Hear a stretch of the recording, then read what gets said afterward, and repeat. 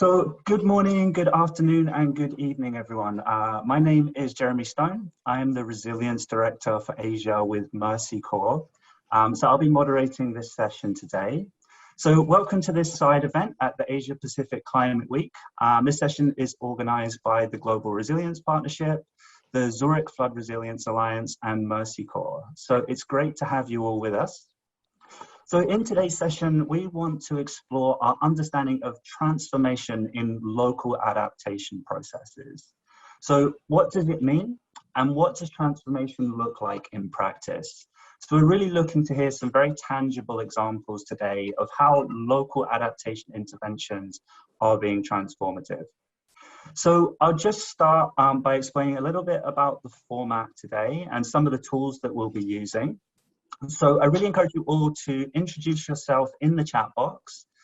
Just say who you are, which organization you represent, and where you are currently based. Feel free to use video, but please do keep yourself muted whilst the discussions are ongoing. If you have any questions, please do put them in the chat box, and we will do our best to address as many as we can. And also, if you have any relevant resources on the topic that you would like to share with us and others, please do paste them in the chat box. So we have some seasoned speakers with us today, representing implementation organization, Mercy Corps, who are applying locally led adaptation programs on the ground. We have representative of IIED, a research organization that is really helping us to develop our understanding and some characteristics and frameworks for transformation. And then we have a number of representatives of donor organizations, including the Climate Investment Fund, USAID, and the Asian Development Bank, who are managing these climate financing mechanisms. So we're going to be mainly having a panel discussion with our speakers, and then we'll be using a little bit later a Mentimeter poll to get a little bit of understanding of who the participants are today and some of your experiences. And then later on, we'll be breaking out into some small groups to use Jamboards, which is a platform where you can also add your own comments and thoughts on sticky notes. But this will be guided a little bit later by our facilitators during that session. So I will introduce the speakers shortly, but just to set the scene and as way of a bit of an introduction, transformation is a topic that has received a lot of attention recently. And this session has been designed to really move this forward from theory really into application.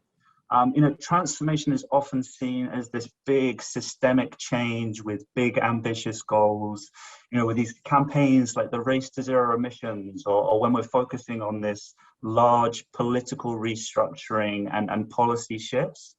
But sometimes we overlook the more incremental changes that need to happen at the local level for more transformative programming, which can often be restricted by timeframes and resource constraints faced in locally led adaptation programs. So I think if I asked you all for a definition of transformation, we'd probably get quite a variation of different perspectives on what transformation means. So this is why at Mercy Corps and with our partners at the Zurich Flood Resilience Alliance, we've been really trying to understand what transformation look like in an implementation setting, and whether there are pillars or characteristics of transformation that can guide us in how to apply and embed goals into adaptation programs, and specifically at the local level. So we did some analysis of some of our implementation programs using some characteristics that were developed by Oxford Policy Management as part of the Action on Climate Today program. And so you can see these characteristics in the slide. So we use these to assess how community-based adaptation initiatives have contributed to transformation. And so the characteristics, they look across systemic change. I mean, do we have a really deep understanding of the context that we're working? Are we making connections and working across economic, political, ecological, social, and cultural systems? And are we creating these enabling conditions for longer term adaptable programming? And we actually held a session 2 years ago, I think in the last face-to-face Asia Pacific Climate Week, exploring how to take a systems approach in adaptation programming. So I hope we can sort of build and sort of see how that's evolved over this time during the session today. And then that leads us into this idea about how do we catalyze broader change? How do we work beyond silos and specific projects?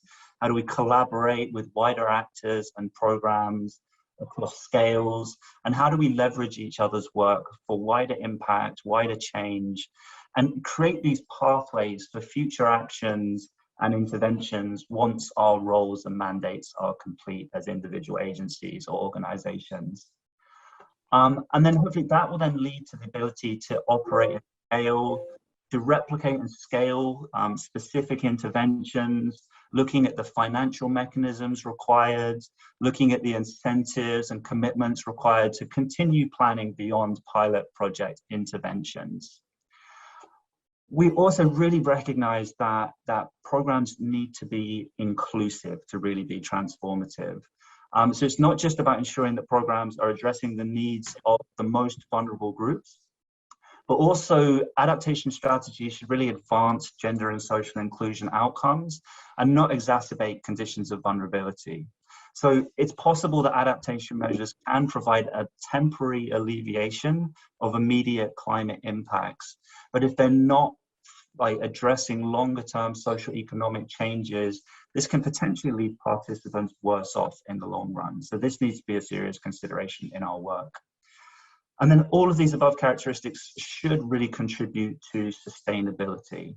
Many programs have had the challenge of creating sustainability because we often come with quite highly technical approaches without full consideration of how this will be continued. So how do we keep momentum beyond just specific project periods?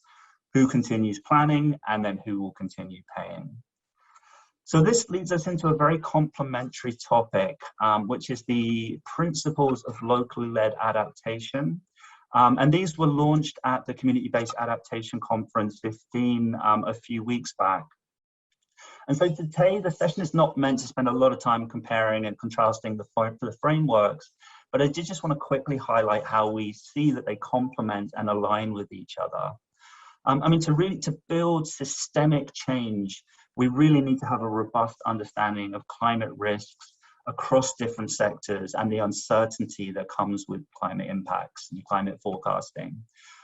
We also need to have this flexible and adaptable programming that adapts to the changing context that we're working in. To really catalyze broader change and operate at scale, we need to have more collaborative action. We need to diversify our investments in climate adaptation programming at the local level. And, if we're really striving for an inclusive program and an inclusive climate change action, we need to really devolve decision-making to the lowest levels. And we need participation and leadership from implementation, but before that, even the design, the implementation, the monitoring of program activities. We need to address these structural inequalities faced by the most vulnerable groups in communities and the areas we work. And we need transparent and accountable programming. And then ultimately, for sustainable long-term adaptation programming, we need more patient and predictable funding that can be accessed more easily and then really accessed at the local level. And then to do this, we really need to invest in local capabilities to leave an institutional legacy where we're working.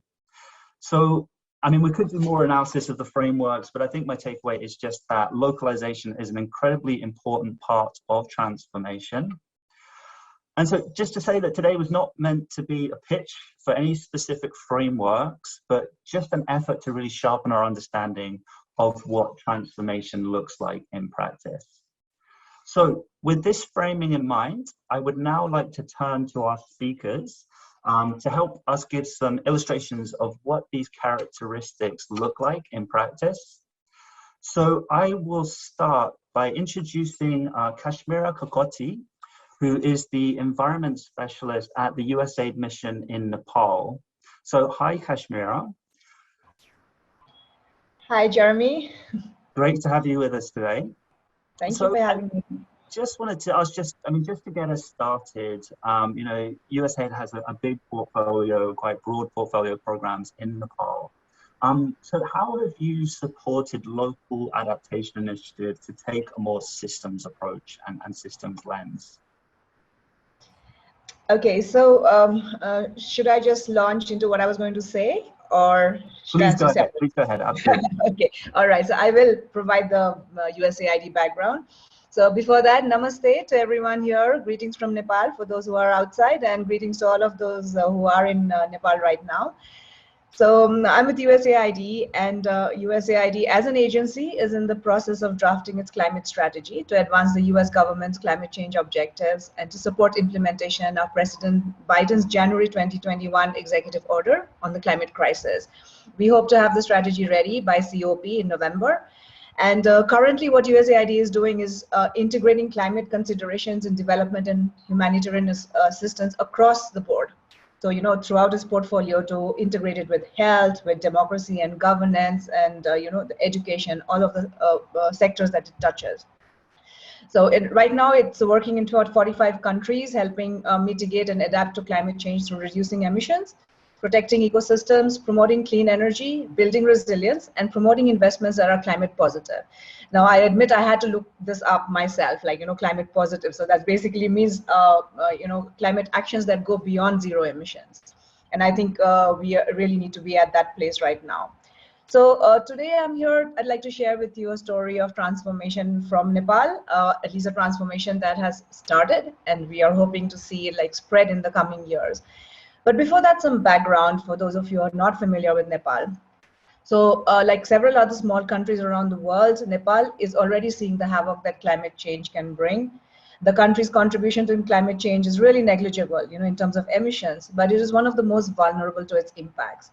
So its disadvantages are mainly that it is mountainous, it's landlocked, and it's largely poor. But among its advantages is that from these same mountains flow a wealth of water resources. Nepal's rivers are not just for its 28 million strong population, but it also drains into the Gangetic Basin, which is home to over 400 million people in India, and India and Bangladesh, and the most densely populated river basin in the world. So really the region depends on Nepal's water resources. So unfortunately, despite being central to adaptation, fresh water does not rank very high in climate policy or discourse, not just in Nepal, not just in the region, but I can see like globally, you know, you don't really see fresh water occupying the position that it really needs to. So climate change, you know, a lot of the manifestations are through water. So either there is too much water, too little water, and with the consequent impacts on health, on food security, on energy, and basically on life. But rivers represent a very powerful solution to climate change impacts. And, you know, they can literally function as shock absorbers to climate impact, you know, to climate impacts, and, you know, try and keep human communities and natural ecosystems relatively productive and healthy. We don't have like a baseline now that we can go back to, but so I keep using the term relatively. So with this river focus, USAID Nepal through DAI Global, our implementing partner, it implemented the Pani project. The Pani project was for aquatic natural resources improvement. You know, it's focused on biodiversity, but you will see the link as I speak, you know, speak to you. So this project has been running for over 5 years now in a developmentally neglected region of Western Nepal in the larger Karnali River basin. Now, the Karnali River is Nepal's longest river, and by discharge, it is also the largest tributary of the Ganges River in India. So, you know, we're just making the connections out there. So the Pani program piloted a river stretch co-management model through which, for the first time in Nepal, possibly even the region, because we have not been able to find an example, you know, to compare to, that rivers could be co-managed by local communities with their local governments under specific local legislation. So you'll notice that I'm harping on the word local here, not because this is what the, you know, the session is about, but because that is the operative word, really. It also happens that the, you know, the river-dependent communities here in Nepal are some of the poorest and most marginalized groups here in the country. And it was really fortunate that we were able to reach them. So there were 3 elements that were successful to this river stretch co-management model. The first was to listen to a diversity of voices to build consensus on what the conservation priorities should be in a particular watershed, right? The voices of everybody, from the people who are fishing in the water to the hydropower developers. The second was to build up community conservation groups, and most of these were indigenous and marginalized communities who, rely on the river for their livelihoods. And the third was to use the opportunity presented by Nepal's new federal structure. Nepal had a new constitution in 2015. It became a republic. And, this new federal structure was rolled out in the last few years. So Pani used this opportunity to help local governments draft and enact conservation laws, like directly working with these municipal and provincial governments. So these laws are the ones that provide the authority both for biodiversity conservation and co-management. So everybody was really worried about what, the working structure, or how you would function in a federal structure, but this was used in an opportunity. It was a huge opportunity for us. So what was the outcome we had from this model? So Pani demonstrated that joint, sustainable, but most importantly, equitable management of aquatic resources is possible. So far it has helped set up 101 community groups who now manage 450 kilometers of rivers in the Karnali Basin under 37 municipal level conservation acts. Now, Pani is ending, okay, but the reason for optimism is that this model has been demonstrated within as short a period as 5 years. But what is transformative? What we are talking about systemic change. So what has happened is that Pani's model has kind of spread organically beyond its original target watersheds. So neighboring municipalities started to ask Pani for help in drafting similar laws. So this was one indicator, Jeremy, you know very well that USAID is big on indicators. So this was an indicator where Pani far exceeded its target. It was off the charts, but this is one where we were very happy about, about exceeding the targets. So, and as Pani ends, like next month, actually, we have even more reason for optimism. So the federal government of Nepal, the entity that we worked with, the Water and Energy Commission, so they see the scope for replicating this model in other basins across Nepal, in the Kosi, in the Gandaki, and they envisage that, this could be a model where local and provincial governments lead, but they keep the community groups as the building blocks. It's fairly inspired by the community forestry model of Nepal, which is a very successful global example. So with that, I hope I've been able to strike one little bright note in what are dark times we're living in. And as USAID, we look forward to continuing to support Nepal's people in these endeavors that will help them to adapt more effectively. Thank you, Jeremy. Oh, thank you so much, Kashmiri. This is not only a great example of this systems lens, working across actors, working across administrative boundaries for better kind of informed decision making, but also leads to some of the other characteristics around our replication and scale, which we will come to shortly as well. So I'd like to move on then to our next speaker, who is Aditya Bahadur. He is the principal researcher with IIED, but in a previous slide, he also was a contributor to the design of the transformation framework that we are presenting today. So Aditya, can you talk a little bit about how this idea of catalyzing broader change, after you've developed this framework, how have you seen this being played out in practice? Sure. Jeremy, thank you so much for inviting me here. And it's particularly gratifying that the framework that I helped develop 2 years ago is still being talked about. As a policy researcher, one churns these things out and never knows if anyone's listening or reading. So it's particularly delightful and gratifying that you all feel that this might be a helpful heuristic. So I think on the specific issue of catalytic impact, we felt that to lay claim to being transformational, an initiative must not be a flash in the pan. It must demonstrate that it has influenced processes well beyond the narrow geographical confines in which it is unfolding. And therefore, the core understanding of catalytic impact is ensuring that initiatives can deliver an amplified impact beyond just the direct areas in which they are unfolding. Now, this whole idea of catalytic impact can be explored in a number of ways. And there are 4 sort of sub-indicators or components of catalytic impact that I would like to present before you. And I'll give one quick example with each of them. The first and obvious one is that at a very operational level, that the activities being undertaken by a particular project should be replicated by other actors in other contexts where the project is not unfolding. The second could be that other actors are seeing what's going on and providing co-financing, supporting, enhancing, scaling up what's going on. That's the second component. The third is that a project or an activity within a project influences processes at scale. So a small activity influencing a national policy could be an example of that. And the fourth is that learnings and models being generated by a particular project are used by other processes. Now, let me give you one quick example for each of these four components of catalytic impact, which is one of the five components of transformation. So when it comes to activities being replicated, as you rightly noted, I helped run the Action on Climate Today program for just over 3 years. It was a big DFID investment that provided direct technical assistance on mainstreaming climate change and core governance processes. One of the things that we were focusing on is making agriculture more resilient across South Asia. And in India, a particular focus was in Maharashtra, which is a wealthy central Indian state, the state of which Mumbai is the capital. It has a huge agricultural economy. Interestingly, in Maharashtra, the linchpin of the agricultural economy are something called the farmer-producer companies, which are loose cooperatives, actually not loose, they're cooperatives of farmers that come together, and they play a vital role in providing credit for farmers to small and medium farmers, allowing them to buy inputs. So we felt that in order to make agriculture more resilient, we would have to use this institution as an entry point. And specifically what ACT did there was work with 20 farmer producer companies to develop a new credit rating system where preference was given to farmers that were growing a set of climate resilient crops that we had identified through engagement with the community and experts. So farmers who were growing these crops would get easier credit from these farmer producer companies.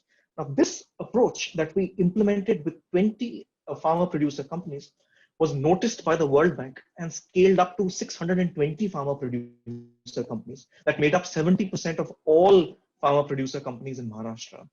As an example of replication of activities or models that we claimed demonstrated the transformative potential of the Action on Climate Today initiative. The second component, which is co-financing, can be seen in a number of different ways. Prior to working with the Action on Climate Today program, I worked at the Overseas Development Institute, where I had the privilege of being the research coordinator for the BRACE program. Many of the people, I think, listening in and on the panel have been engaged with this program, which was the largest investment in community level resilience building by the UK government, or actually by any donor at that time. And one of the things that BRACE was committed to delivering on was transformational change. And I think there were numerous instances of how people provided co-financing for different BRACE initiatives.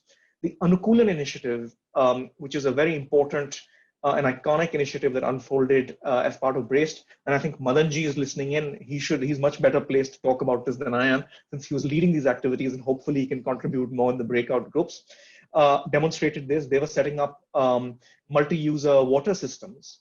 And these water systems that BRACE set up as part of Anukulan were replicated by farmers that were not directly being supported by the project, and also by the municipality that noticed what was going on and invested their own money in setting up and scaling up additional multi-use water systems.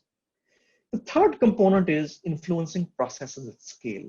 Again, this can look like a number of different things.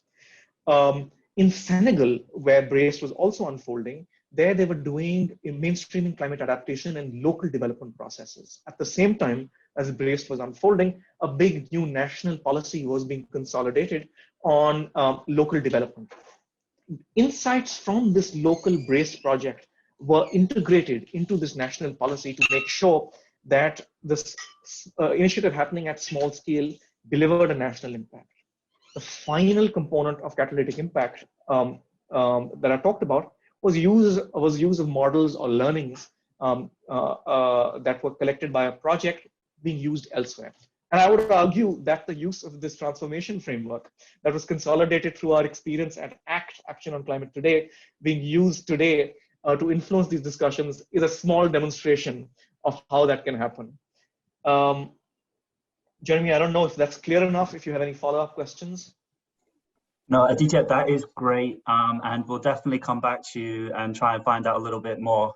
And as another BRACE alumni, it's great to hear that there was some catalytic change through that investment and that program.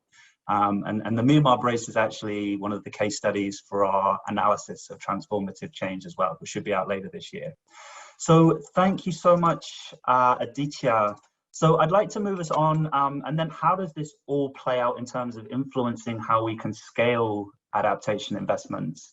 So I'd like to now turn to Argo Singh Roy, who is the Senior Climate Change Adaptation Specialist at the Asia Development Bank. So Argo, I mean, ADB operates a number of large-scale climate change adaptation investments across the region. So could you talk to us a little bit about how do you go from this kind of smaller investments and proof of concept to really taking it to scale and replicating these ideas? Thank you, Jeremy. And first of all, thanks a lot for inviting us to join this very exciting panel. I think the discussion on transformation is critical, and I wouldn't say any one of us really, cracked the code yet. It's a lot about learning and from doing itself. But on the topic of scale, I think there are a couple of issues I would like to highlight. First is it's important for us to understand that scale can be defined in different ways. So scale is not just about the geographical or scaling out or in how many provinces a program is being implemented. A scale is very much about functional scaling up, or it could be also about political scaling up. Just to give an example, so if you have a community-led, let's say, a mangrove restoration project in a coastal area, now if that same project is being implemented in different coastal districts, let's say India, in that case, it's very much a scaling out or geographical scaling up happening. But sometimes you can take that component of a community-led mangroves and build it into a wider poverty reduction program, like a community-driven development program or a social protection program, where essentially that's not the main purpose of the program, but you are inserting additional elements to ensure the program is also going to deliver on resilience. And that's very much a part of a functional scaling up. And we see examples in countries like Indonesia, Philippines, where poverty reduction programs are integrating such considerations. And thirdly, I think it's also important to recognize the issue of political scaling up, where sometimes you might have a very, very small pilot which has been very successful. And because of its success, it has made an impact in changing maybe the local policy, the district level policy or district level regulations, etc., which is also kind of scaling up in some form or the other. So it's important for us to understand how scale is defined in different programs and what are we trying to achieve. But secondly, I think I want to highlight that in the context of transformational adaptation, I don't think business as usual understanding of scale would work. This is because often, as we see from, let's say, government's public works programs or the programs, a scale is achieved through a one-size-fits-all kind of an approach. Whether it's in terms of creating assets or livelihoods, where same kind of assets are, you have a typology in place and you go on building it in different parts of the country. But we know that from an adaptation point of view, that doesn't work because risk is very local and context specific. So it's important that if we really want the scale aspect of transformational adaptation to work, then we need to be patient and have a longer term commitment to ensure through our work we are building enough evidence to understand what can be scaled up and what needs certain adjustments even midway in order for it to be scaled up. And of course, that can only happen once you partner with different range of organizations, starting from local governments and private sector and civil society organizations and community-based organizations, from where you can really learn on what's working on the ground. And lastly, I want to highlight that while I'm talking about scale, the scale can only be achieved once we are looking at the other characteristics equally, because the scale doesn't go in isolation. So from a transformational adaptation point of view, to me, a scale, if I take the same example of a community-led mangroves program, I think the key concern would be, does the program has sufficiently engaged and empowered the women perhaps in the communities to lead the process, and which has given in certain kind of power to the women, and has that power really made a change in the power system, local power system in the longer run, where women are recognized more as agents of change for building resilience. So it's not just about one particular characteristic in isolation, but very much along with the other. Maybe I'll stop over here and come back later sometimes. Thank you. Thank you so much, Argo. Yeah, that is great. And I really like this idea of taking a successful component, not necessarily an entire program, and finding a home for it in something else. It's not necessarily a large-scale climate adaptation program, but a larger sort of development process. And I think your last comment around engagement of women leads us very nicely into our next characteristic, which is more inclusive processes. And to talk to this characteristic, I would like to introduce Sushila Pandit, who is the program manager for Mercy Corps' Managing Risk Through Economic Development program, which is a long-term investment in Nepal, which has been looking at these different characteristics. And so, Sushila, MRED has been continually evolving our understanding of gender and social inclusion across 8 or 9 years of programming. So could you give us some examples and tell us how this has led to more transformative change in Nepal?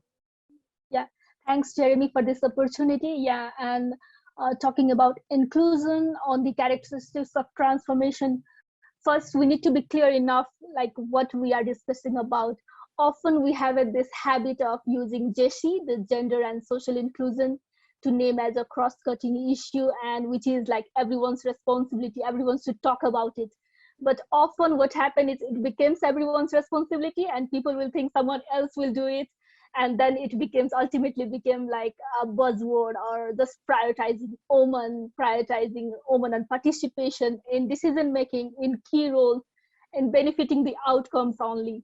So yeah, inclusion is beyond that, and we should be addressing inclusion strongly, and we are really, if we are really talking about the transformation at multiple levels, it should be a key priority as well, together with all the other elements. As Aragya was also mentioning, like this in this scale thing, that the risk is local and the context is different. Same with the inclusion. As the risk is different, the inclusive context will be different, and the scenario will be different on different countries and contexts. And when we talk about inclusion, it's not about only the participations and decision making. It's about dignity and respect. We need to go beyond the percentage of women participation in the meeting to the key decision making roles, which normally most of our program does. And we need to dig down deeper on the systemic barriers and the social constraints that's hindering the shift that we want to see on the transformational change at multiple levels, starting from the household itself.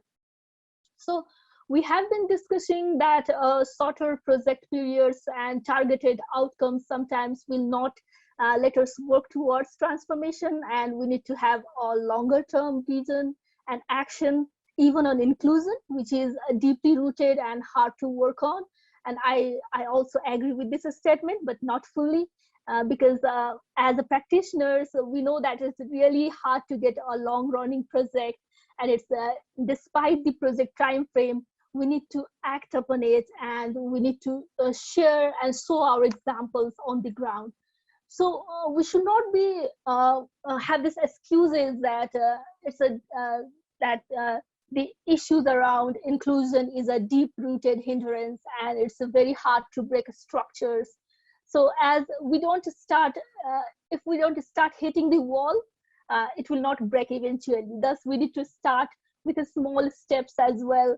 And looking back, like what we do beyond yesterday, what we do, like what we develop from yesterday, so that a small step will be a movement towards more inclusive and transformative structures, and it will also encourage and empower the people irrespective of the caste, class, the gender, and the ethnicity. So sharing about the example, as you mentioned, the Managing Risk Through Economic Development, we call it MRED. It's a multi-country resilience program which works in Nepal, Indonesia, and Timor-Leste. And in Nepal, we work with the poor and marginalized population in the far west corner of the country. And we had piloted and introduced a tool called Disaster Readiness Measurement, which we have also shared it on the CBA conference last month. And that tool is around like seeing whether the communities are ready, they are self-empowered or moving toward resilience or not.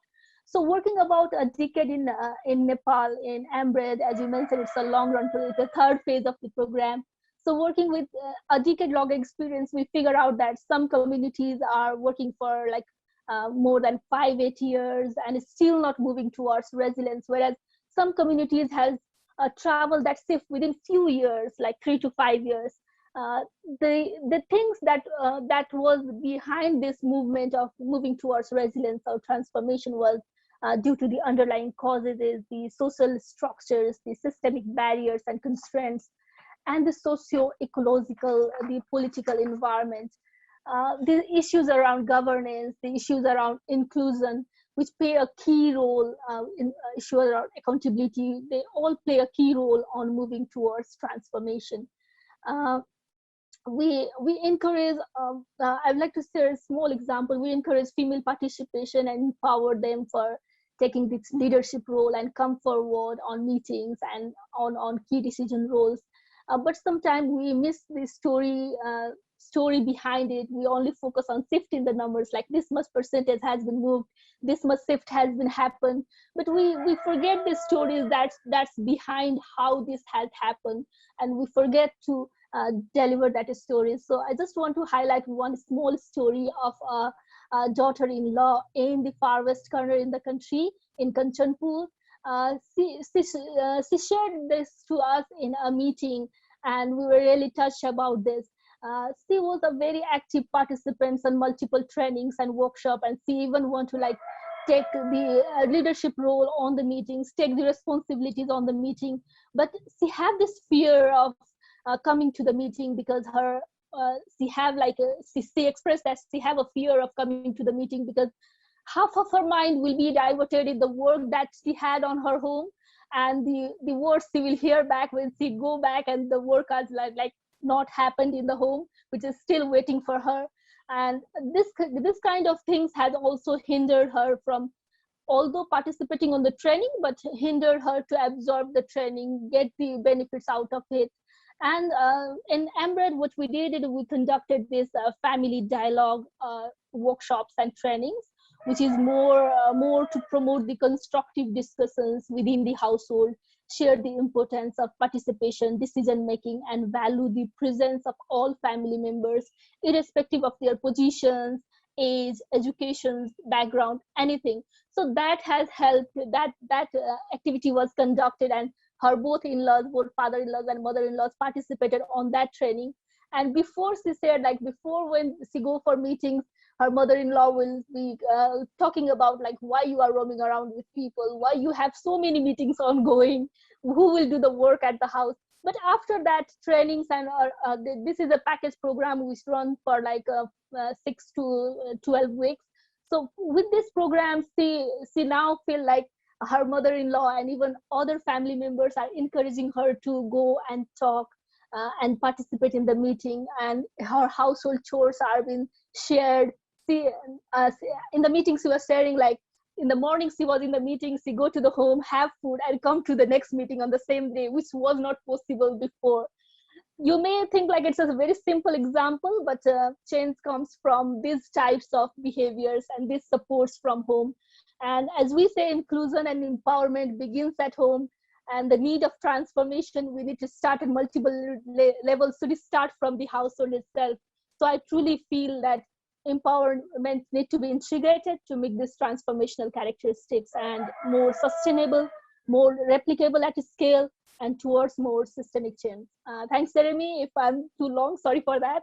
No, thank you so much, Sushila. I really appreciate your deep insight on this topic.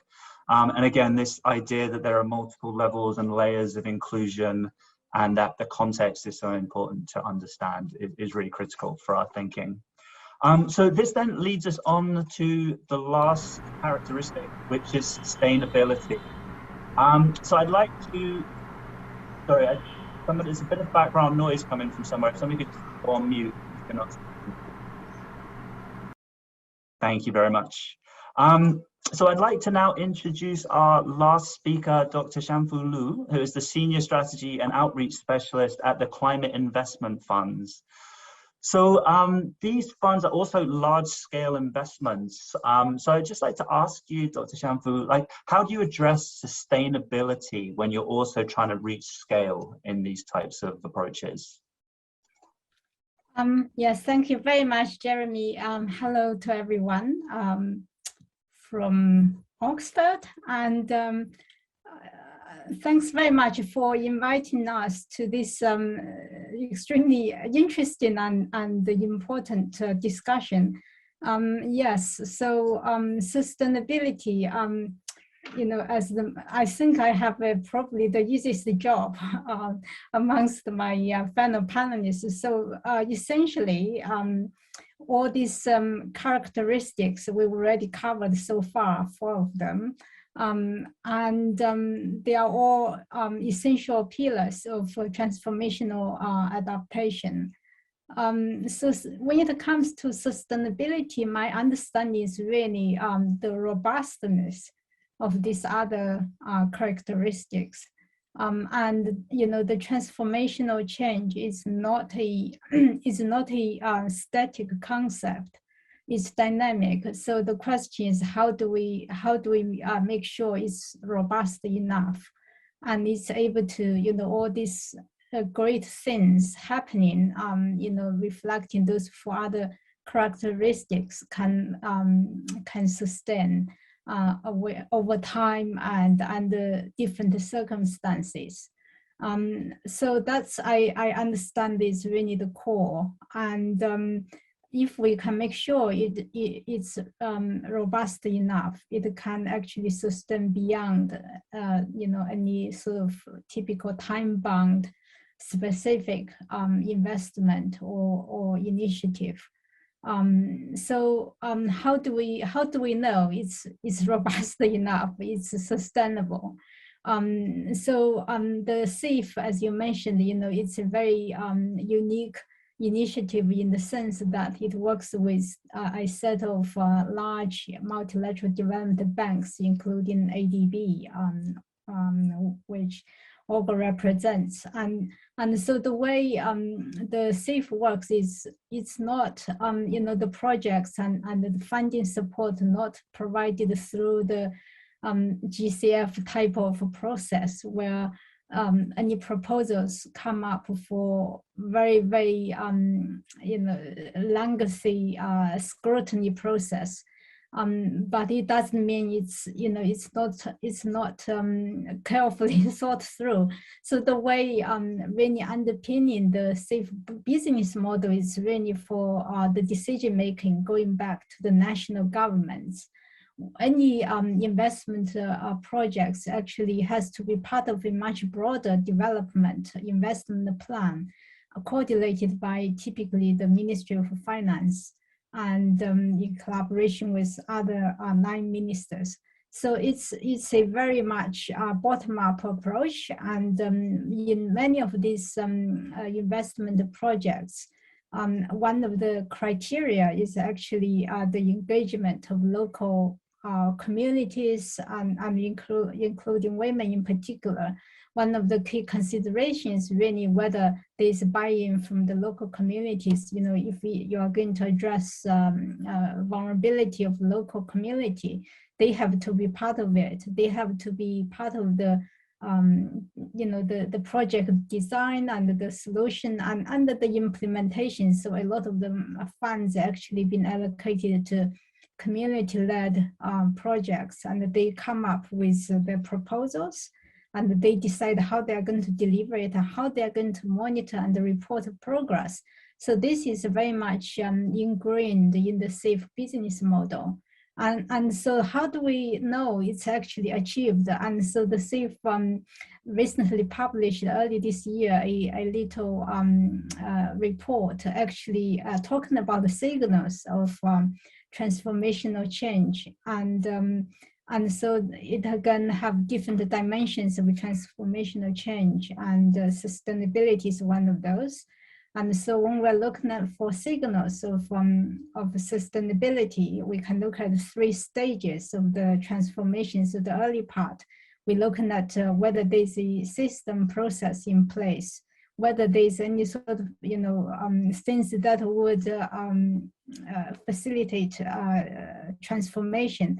For example, ownership of land. So in Niger, there's a project promoting irrigation. It's all very well for banks come along, install some irrigation scheme. But if the farmers, the beneficiaries, don't even have access to land to farm, to make use of the irrigation scheme, it's not of much use. So one of the things they did the very first stage is to make sure this ownership issue is resolved, and that would pave the way for some sort of long-term process, and the beneficiaries can make use of the system of irrigation. So that's one part. And then in the interim signals, we're looking at whether there is any progress made to actually to ensure long-term sustainability. And one of the key things is the funding. You mentioned, the local level adaptation principle is to make sure there's predictable finance in place. So one of the things, the CIF supported projects are trying to achieve is to get the national government to actually include in the central budgeting system for certain locally community level resilience initiatives. And again, this is achieved in multiple countries in the CIF program. I don't have enough time to go into details. And finally, is the sort of advanced stage signal is to do with the the whole system, the monitoring and the capacity. Critically, you mentioned in your principles, the communities need to be empowered and to be enabled to do all these things. So the capacity building is really a critical element in sort of ongoing basis, and it's, as I said, a dynamic process. We need to be able to adjust when circumstances change to achieve a transformation. So I think I'm going to stop here. We are running a bit behind the schedule. I think we can come back to these issues later on with more examples. Thank you, Jeremy. Back to you. Thank you so much, Dr. Shamfu. Yeah, this was really useful. And I really like these ideas of kind of having signals of transformational change that we can actually measure progress in contributions to these. And also, I really appreciate this idea that you need to come back to local ownership and local engagement in this process.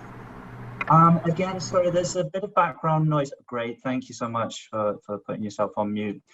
So we're a little bit behind time. I didn't want to cut off the speakers in these introductions because I think we've had a really rich insight and examples of these initial characteristics of transformational change.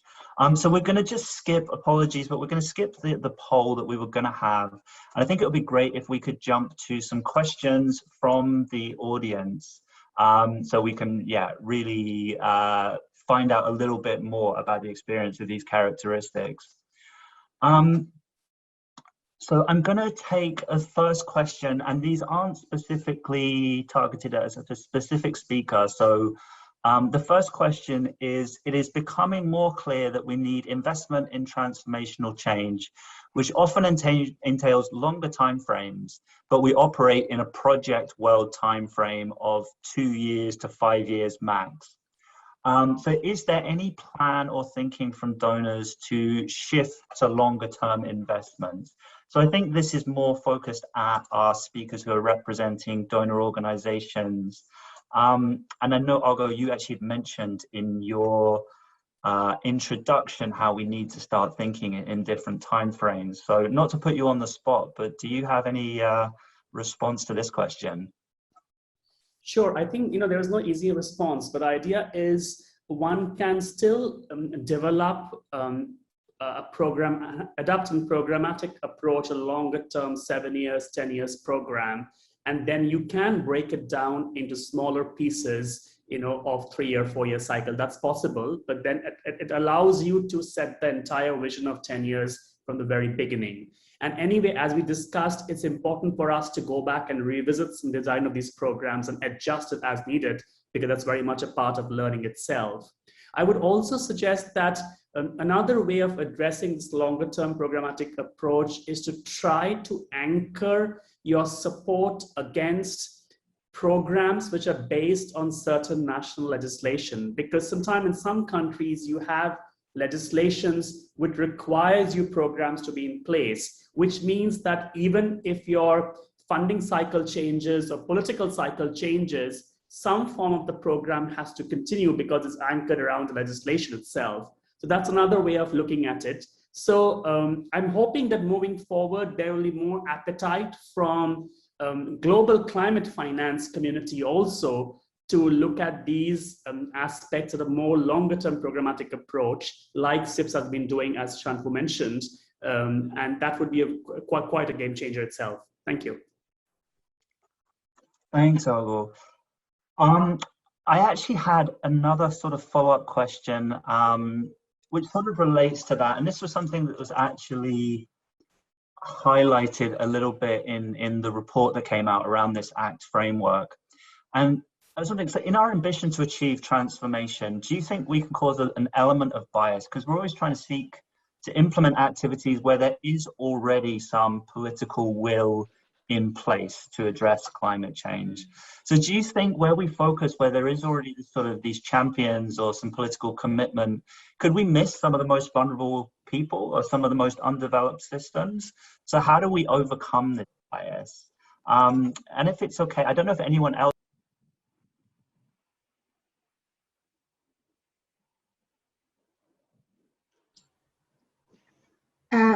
Jeremy, you accidentally muted yourself.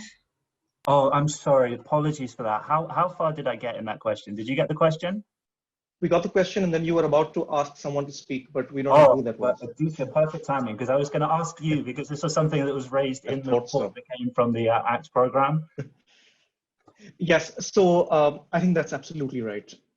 In trying to focus on issues of scale, one inevitably ends up targeting government policies, government schemes, which can take up some of the learnings and ensure that the program has an amplified impact, which is one of the components of transformation, which then leads to reduced scope for activities that can kind of recalibrate power relationships and really tackle the structural drivers of risk, which is also important to achieve transformation. I'm sorry, I don't have an elegant answer for how to overcome that challenge. I can just point to some of the things that we tried to do. One was invest in long-term relationships with government so that over time you can build their capacity and help them understand that unless we're tackling these underlying drivers of risk that are to do with issues of power and accountability, we're not actually end up going to solve the problem of climate risk or disaster risk or whatever we're trying to do there. And we did that in the ACT program, by making sure from the get-go that we're moving away from the fly-in, fly-out consultant model and ensure that we have very small teams in the geographies where we were working full-time and being based there. In some of the places, we were lucky enough to ensure that our teams were actually located within government offices and could work with specific people over the long term. The other thing that we tried to do was really embrace the idea of policy entrepreneurship in its genuine form. And in fact, we have another paper that talks about the soft advocacy skills that ACT employed to ensure that the government really got some of the issues that we were trying to tackle. And this meant a few things. It meant that we mapped policy priorities in a particular context and then tagged our priorities onto them. It meant that we understood the driving policy narratives in a particular context and then fit what we were doing with that. So for instance, in Assam, where the government is obsessed with making progress on the SDGs, we made sure that our work on climate mainstreaming was framed in terms of progress on SDGs. In Odisha, where the government is obsessed with disaster risk management, we made sure that our activities on mainstreaming climate impacts was framed in those terms. So slow processes that are alive to local institutional and political realities can help ensure that the government comes on board and bridge some of these problems of dealing with structural drivers of risk that governments can be quite hesitant to engage with. Thanks, Aditya. Yeah, I think that's really helpful. And I think there's another question which has got relevant, which is more focused on, I guess, how do we address that at a more local level? So the question is how to manage the social hindrances and systemic problems of trust, especially in our target communities. And the experience from the person who posed this question was trying to provide seeds that grow in less water, maybe drought tolerant seeds.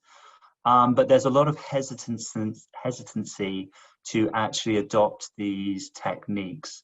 So I guess I would like to pose this question back to Sushila, who's already given us a good set of examples of, you know, how do we really encourage engagement and meaningful engagement? And as you've already said, Sushila, beyond that, really address some of these underlying drivers of vulnerability. Yeah, thanks, Jeremy, for the question. As Aditya mentioned, that I may not have like all answers for it, but I can like figure out some of the points that's going around. Like the main problem, that the main concern that we development actors have is like we come with a solution in mind and we want to implement that solution on the ground. That's where the problem starts, because until and unless if we are trying to work on transformation, if we are trying to work on more sustainable manner, it needs to be like integrated approach. It needs to be, as Aditya was mentioning, when the government was thinking of doing like disaster management, they prioritize their angle to disaster management. It's similar with the communities. If the community has an idea to work on something, if they have like some hindrance around, we need to be like the catalyst to make them shift from what they were like struggling through. If we prepare something on our head and design something and go back to them and ask them to like work on it, it will not be a transformative approach at all. So the hindrance, the underlying cause, the social dynamics, whatever we call it, it should be digged out in the community, and it will be again different from each of the communities. So it should be like a self-initiated approach, a self-assessment tool, something like that, so that the community have like understanding like what are the problems around, what are their expertise, what they lack on, where they need to ask for the support, or what is the barriers that's affecting them. So if it's a integrated approach from the community itself, it will be towards transformation. If we design things and then put it back to community, it will not be a way to do. I think that's my personal opinion. Thank you for that. Thank you so much, Sushila. Yeah, I appreciate this. Again, as external actors, we need to be facilitators, but that really these processes need to be self-initiated. Yeah, I really appreciate that. So we've only got a couple more minutes for this segment and the conversation. And I want to maybe end with a broad question. And maybe I could first ask Dr. Shamfu to address this, because you've already started to talk about these signals of transformation and signals of change. So is there an end goal for transformation? Is this something that we can actually achieve, or is this just a long ongoing process? So maybe I could just ask Dr. Shamfu maybe to address that first, and then if we have time, if anyone else wants to remark on that too. Thanks, Jeremy. A very good question, and I don't think I have the answers definitive. Sorry to put you on the spot. So I think it's certainly very aspirational, and we all want to achieve transformation. We're not happy with sort of status quo, and the question is, how soon and how much we achieve. So the signals is really help us to monitor, and we often say if we want to manage something, we need to be able to measure something. So the signals are designed to help us to recognize transformation, and so I think there's a lot of interest certainly in the community, and that's why we put out this little report, and I can send a link to everybody in the box in a moment. And so talking about, whether we are ever going to get there in terms of timing, and I was going to say, actually, this five dimensions we discussed today is probably, in my view, missing something, the timing dimension, actually. So the SAFE, we did a independent evaluation on transformational change, or how much or lack of transformational change the SAFE has achieved in 2018. And so in the last year or so, the team working behind this conceptual framework has actually come up with a slightly updated framework of the transformational change. And there is one new dimension added to this, which is speed. So what we think is the urgency of the climate crisis. We need a sort of different speed. We need to switch a gear. And so this is already highlighted in the framework itself. And I think if we can start making progress on these signals, which we can identify and monitor, we are getting somewhere in terms of the speed and how fast we can get there if we're ever going to. Thanks. Thank you so much, Dr. Shanfu. Yeah, I think that's an important point. And I actually think that's a great segue into our group discussion, because we also want to hear from participants about your experience, where you think we should be prioritizing. And I really like this idea of adapting the frameworks. As we say, we're not trying to promote a specific framework, but this idea of having timeframes in mind when we're looking at transformation. So there's lots of additional questions and really great questions, and apologize we can't get to them all today. I'd like to then, as you said, we'd like to have like a breakout session. So we're going to try and split into 5 groups. Each group will address one of the characteristics that have been presented by our experts this morning. So that we have 2 questions that we'd like you to address, and we're going to be using Jamboards, which our facilitators will plop into the chat box once we get into our breakout groups. So this is a platform that you can write directly into. When you get into these, there'll be a panel on the left-hand side, and you'll see this tab, and you can click that and it will create a sticky note that you can write your thoughts. So if you're just waiting to speak, you can just write and put them into the Jamboard. The only caution is, please do not click the button that says clear frame, because then we'll lose all of the current sticky notes and instructions in the Jamboards. So we're going to have 2 questions, which again, there'll be a facilitator and a note taker, but please do write the notes yourself if you can. So the first one will be, how does this characteristic align to your work? And that each group will have a specific characteristic to talk through. And then the second question are, what are some of the challenges or opportunities of applying this characteristic in practice? And I would really encourage you to think about, as Dr. Shanfu has just presented, are there other characteristics that we're missing that we also need to address? So I think we can now, it might just take a moment to break us out into the different groups, but great, yeah, so you'll be invited, so please connect to your group. Okay, it seems, I think that most people are back. Maybe there's a few just rejoining. So I was just in one group, but I was looking at the Jamboards across the group during this conversation. It seems like it was a very active discussion. So thanks so much for everyone's participation. We're running quite short on time, so I'm not going to ask each group to present back. But what I thought is I would just jump quickly between a couple of the boards and just see if I can pick out one of the main, or just 1 or 2 highlights from each group. So I'm just looking first of all at the systemic change group. And I think at this, I was in this group as well, so I was listening.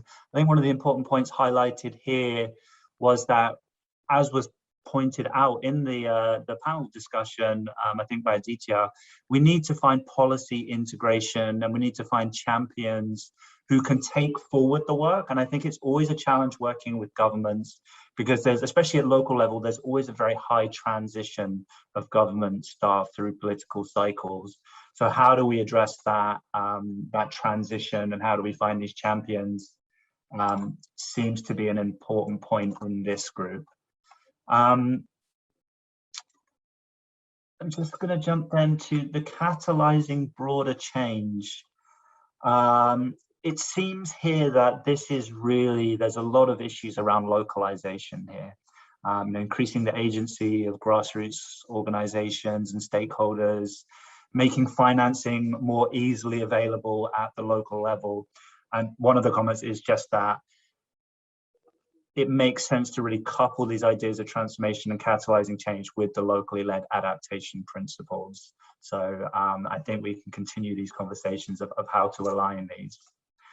When we're talking about operating at scale, again, I think these themes about mainstreaming climate change into larger policy processes, so there's not always standalone climate change activities, but we're really addressing climate change within sectoral strategies, sectoral plans, and larger development plans, and looking at local government as co-leads of the programming, not just beneficiaries. Then, wow, inclusion group has been very busy. Again, I mean, I think this, it seems for I wasn't in this group, of course, but it seems these conversations were really relating back to inclusion needs to be much more than just participation of vulnerable groups. You know, to reach scale, we need to reach the most vulnerable, but this is a real challenge. And we need to go beyond just sort of name dropping gender and social inclusion. And it seems that there's a couple of tools and approaches that are being proposed here around working with vulnerable groups in agricultural systems, and some tools for mainstreaming gender into climate change. So perhaps if you've got those tools, if you haven't already shared them in the main chat group, please do go ahead and share them with us. And then sustainability is, as you said, always a challenge, managing the interaction between the different levels of government. And it seems this conversation was also talking about this idea of transboundary or landscape management, that we can't just work, for instance, in an urban environment with looking upstream, or the example here is looking at marine environment, we also have to look at terrestrial ecosystems, which are creating some of, or exacerbating the conditions of vulnerability downstream. So again, thank you all so much for these inputs and these thoughts. I mean, we're going to have a look through these and try and digest these a little bit and see if there's any reflections we can take, at least into the framework itself, and how do we kind of adapt these characteristics of transformation. So, I mean, for me, I sort of taken away a few key themes about how do we really apply transformation going forward. You know, again, not trying to kind of plug the framework, but it seems that one really important issue is that we've not necessarily got a characteristic for, but the CIF framework apparently does, is the timeframes. It seems that the contributing to this characteristic successfully is most evident in places where there is long-term interventions, where there's strong local leadership and deep contextual understanding. And I think some of the examples from the MRED program really highlighted that. But I think coming back, that these typical program cycles as standalone projects have not really been successful in creating adaptation impact, but also more kind of enabling conditions for transformation.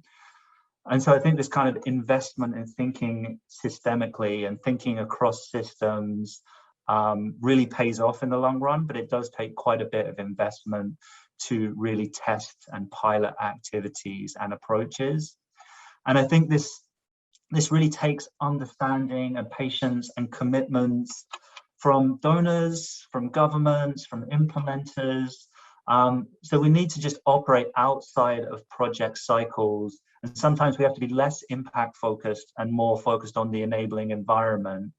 But not to say all programs need to be working just on the enabling environment. We also need to have these tangible adaptation impacts. And I think unless we're sort of showing these kind of tangible improvements and activities at community level and demonstratively kind of impacting on people's lives, it's going to be really difficult to get the ownership and commitment to and buy-in for future planning for adaptation. So, I mean, for me, in conclusion, I mean, context matters. I mean, these defined characteristics, it seems, can be really helpful to help us assess the progress in transformation and show some achievement, but it seems that it is really entirely specific to the context we're working in. So, you know, we really need to have this deep contextual understanding of communities, the incentives for stakeholders to engage and own the planning process and implementation process.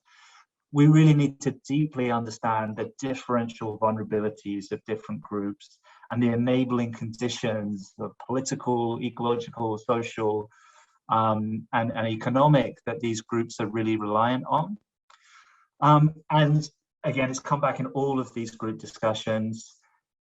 The implementation, the management processes, the monitoring, all of this needs to be locally led by those that are affected by climate impacts. So the localization issue seems to be really critical, and it seems to be validated by everyone in this conversation today.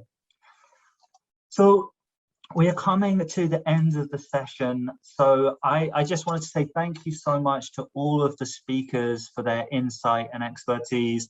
I really hope we can continue these discussions and continue this collaboration to be part of this catalytic change across the Asia region.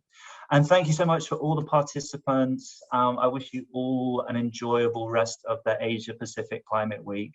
And I hope we can continue these conversations moving forward as well.